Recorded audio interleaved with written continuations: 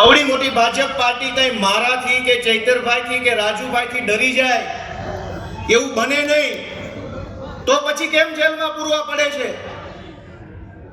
ભાજપ પાર્ટીને જનતા જાગી જાય, જનતાનો આત્મા જાગી જાય, એ વાતનો બહુ ડર લાગી રહ્યો છે કે ચૈતરભાઈ વસાવા ઉભા રહે તો કરોડો આદિવાસી યુવાનોનો આત્મા જાગે, એની આંખ ખુલે અને એનામાં હિંમત આવી જાય છે ભાજપ સામે લડવાની. રાજુભાઈ કરપડા બોલે તો હજારો ખેડૂતોની અંદર હિંમત આવે, એમની આંખ ખુલે, એમનો આત્મા જાગે.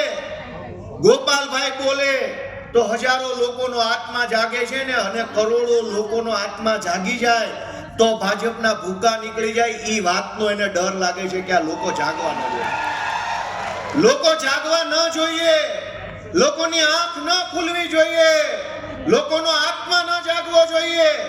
કેમ કે લોકો જાગી જાય તો ભલભલી સરકારોના ભૂકા નીકળી જાય એવી તાકાત લોકોમાં હોય છે.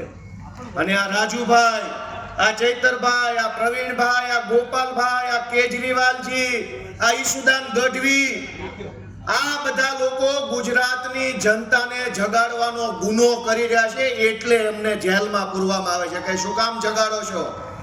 30 વર્ષથી જેને ઊંઘવા દીધા છે, જેને ઊંઘાડી દીધા છે, જેની અંદર હિન્દુ, મુસલમાન, ભારત, પાકિસ્તાન જ્ઞાતિવાદના નામે લોકોની આંખો બંધ કરી દેવામાં આવી છે, એ લોકોને જગાડવાનું પાપ કરે એને તો જેલમાં ભાજપ પૂરવાની જ છે. વ્યક્તિથી નહીં, સમૂહથી ડરે છે ભાજપ, અને વ્યક્તિઓ બધા ભેગા મળે અને સમૂહને જાગૃત કરવાનું કામ કરે છે. દોસ્તો, આજ ગુજરાતની પરિસ્થિતિ જુઓ કે સામાન્યમાં સામાન્ય કામ માટે લોકોએ લાચારી કરવી પડે છે. સરકારના માણસો આવે, વડાપ્રધાન આવે, મુખ્યમંત્રી આવે, કોઈ મંત્રી આવે, પ્રદેશ પ્રમુખ આવે તો આખું સરકારી તંત્ર રાત આખી કામ કરે, વરસતા વરસાદમાં કામ કરે, ગમે તેવું અઘરામાં અઘરી વિષય હોય તો પણ રાતો રાત બધું કામ કરે, અને રાતમાં રોડ બની જાય, ફૂલડાના કુંડાઓ મુકાઈ જાય, રંગરોગાન થઈ જાય, સ્પ્રે છટાઈ જાય, બધી જ વ્યવસ્થા આખી રાતમાં ઊભી થઈ જાય. પણ ગુજરાતનો સામાન્ય માણસ પોતાના જમીનની 7/12માં એક એન્ટ્રી કરાવવા જાય તો મામલતદાર ઓફિસમાં 20-25 ધક્કા ખાવા પડે, અને છેલ્લે એજન્ટોને કંઈક 2 પૈસા આપો તો કામ થાય. દોસ્તો, સરકારનો માણસ આવે તો રાતોરાત કામ થઈ જાય. એનો અર્થ તો એ છે કે સરકારમાં રાતોરાત કામ કરવાની ક્ષમતા તો છે, આવડત તો છે, પણ મન નથી એવું કામ કરવાનું. કેમ કે ન કરીએ તો એ લોકો મત તો દઈ જ જાય છે ને. દિલ્હી સલ્તનતથી મુઘલ સમ્રાટ આવ્યા હોય એમ રાતોરાત બધું ચાલુ થઈ જાય. ઇતિહાસમાં ભણાવવામાં આવે છે કે મુઘલ રાજાઓ જ્યારે આવતા આવી રીતે ક્યાંક બીજે, ત્યારે એના જે માણસો હોય રાતોરાત રોડ બનાવતા, ફૂલડા મૂકી દેતા, મંડપો બાંધતા, ગેટ બનાવતા. શું કામ? તો કે જિલ્લે ઇલાહી આવે છે, એના સ્વાગતમાં રોડ બનાવવા પડે. દોસ્તો, ગુજરાતની હાલત એ કઈ આનાથી વધુ સારી નથી.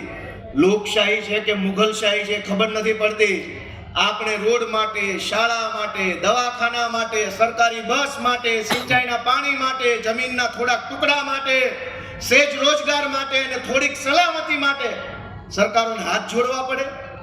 જે સરકારને તમે મત આપો, જે સરકારને તમે ટેક્સ આપો, એ સરકાર તમારું કામ નહીં કરે. દોસ્તો, આપણે ત્યાં કોઈક માણસને નોકરીએ કામે રાખ્યો હોય, ડ્રાઈવર હોય કે ખેતીવાડી હોય, અને જરાક કામ ન કરે તો આપણે બીજી વખત એને ના પાડી દઈએ છીએ કે ભાઈ તું કાલથી કામે ન આવતો. અને આ ભાજપની સરકાર 30 વર્ષથી આપણું કામ નથી કરતી, છતાં આપણો હાથ એના બટન ઉપર વયો જાય. આપણે પણ કેવું પડે કે ભાજપ વાળા કાલથી હવે તમારે કામે આવવાનું નથી, વિધાનસભામાં અમે આમ આદમી પાર્ટીની સરકારને જવાબદારી સોંપવા જઈ રહ્યા. મિત્રો, મેં તમને પહેલા જ મારી વાતમાં કીધું કે મન હોય તો માળવે જવાય. આ દરેક દુનિયાની દરેક બાબત મન ઉપર નક્કી થાય છે.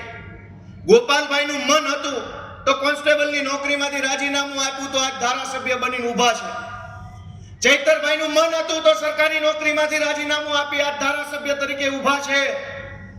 જે દિવસે ગુજરાતના ગામડાનો સામાન્ય ખેડૂત, સામાન્ય મજૂર માણસ, મજૂરી કરતો વ્યક્તિ, ગરીબ વ્યક્તિ મનથી નક્કી કરી લે છે ને કે આ ભાજપને કાઢવી છે, તે દિવસે ગુજરાતમાંથી ભાજપના એવા મૂળિયા ઉખડી જશે કે 100 વર્ષ સુધી ગુજરાતમાં ભાજપની સરકાર પાછી નહીં આવે દોસ્તો.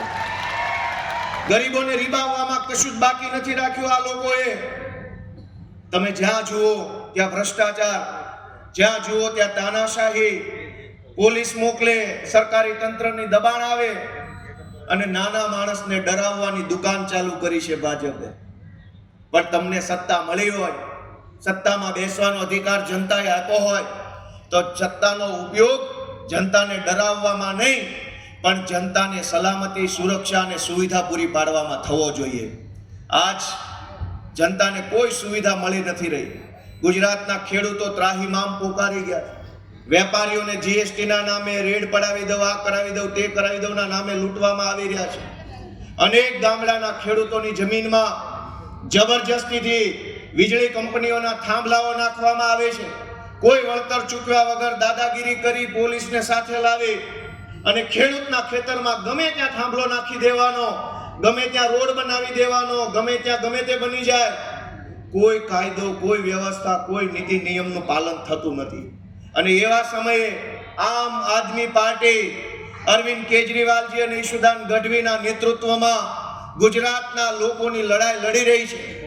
તમને બધાને એમ લાગતું હોય કે આમ આદમી પાર્ટીના યુવાનો ગુજરાત માટે સારું કામ કરી રહ્યા છે, તમને એમ લાગતું હોય કે આ યુવાનોના હાથ મજબૂત કરવાની જરૂર છે, તો તમારો આશીર્વાદ ભરેલો હાથ અમારી આમ આદમી પાર્ટી ઉપર મૂકશો તો અમે ઘણું સારું કામ ગુજરાતમાં કરી શકશું. દોસ્તો તમારા આશીર્વાદની જરૂર છે, મહેનતની જરૂર છે. આપણે બધાએ આપણા ગામમાં, આપણા મત વિસ્તારમાં, આપણા સમાજમાં, વોટ્સએપના ગ્રુપમાં પણ આમ આદમી પાર્ટી કેટલી જરૂરી છે એની ચર્ચાઓ ચાલુ કરવી પડશે. ઘણી વખત આપણે બોલતા શરમાઈએ. આપણને એમ થાય કે અમારી જ્ઞાતિના વોટ્સએપના ગ્રુપમાં આમ આદમી પાર્ટીનો મેસેજ નાખીશ તો ફલાણા ભાઈ નારાજ થઈ જશે. દોસ્તો, ફલાણા ભાઈની નારાજગી નહીં, આખું ગુજરાત ભાજપથી નારાજ છે. વટથી મેસેજ નાખવાનો વોટ્સએપમાં જે કાંઈ સારો આવતો હોય. આપણે કઈ ખોટું કામ કરતા નથી, આપણે કઈ ભ્રષ્ટાચાર કરતા નથી, તાનાશાહી કરતા નથી, લોકોને લૂંટતા નથી, તો ડરવાનું શા માટે? અને ડરનું સામ્રાજ્ય પેદા કર્યું છે. વધુમાં વધુ શું કરી શું લેશે? મારી નાખશે. ચૈતરભાઈને જેલમાં પૂરી દીધા તો મારી નાખ્યા. ગોપાલભાઈને મારી નાખશે. એવી તો ઓકાત નથી ભાજપ વાળાની કે અમને હાથે અડાડીએ. કે દોસ્તો, સરકારમાં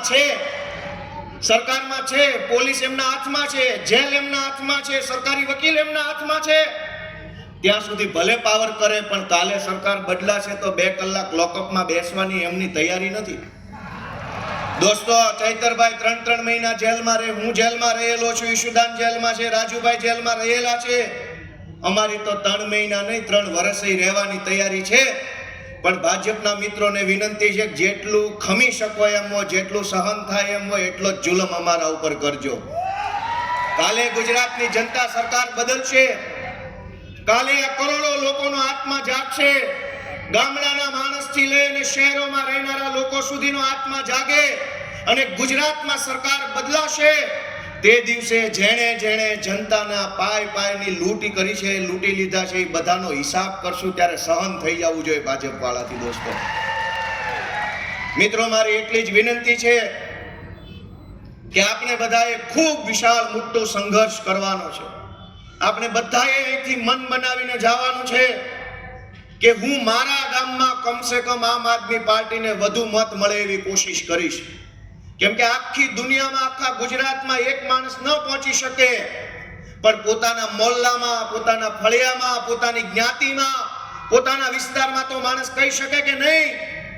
દરેક માણસ જો પોતાના મોહલ્લા ફળિયાની જવાબદારી લે અને પોતાના ફળિયામાંથી, મોહલ્લામાંથી, ગામમાંથી આમ આદમી પાર્ટીને જો વધુને વધુ મત અપાવે તો આખા ગુજરાતમાંથી આ તાનાશાહી હટાવી અને આમ આદમી પાર્ટીનું શાસન કરી શકાય એમ છે. દોસ્તો, આજ આપ સૌ આટલા ઉત્સાહ સાથે આમ આદમી પાર્ટીની સભામાં પધાર્યા એ બદલ હું આપ સૌનો હૃદયપૂર્વક ખૂબ ખૂબ આભાર વ્યક્ત કરું છું. અને આ સભાને સફળ બનાવવા માટે અમારી આ વડોદરા અને આસપાસના તમામ જિલ્લાની આમ આદમી પાર્ટીની ટીમને પણ હું વિશેષ શુભેચ્છાઓ પાઠવું છું કે ખૂબ સારી એમણે મહેનત કરી છે. સૌનો ખૂબ ખૂબ આભાર.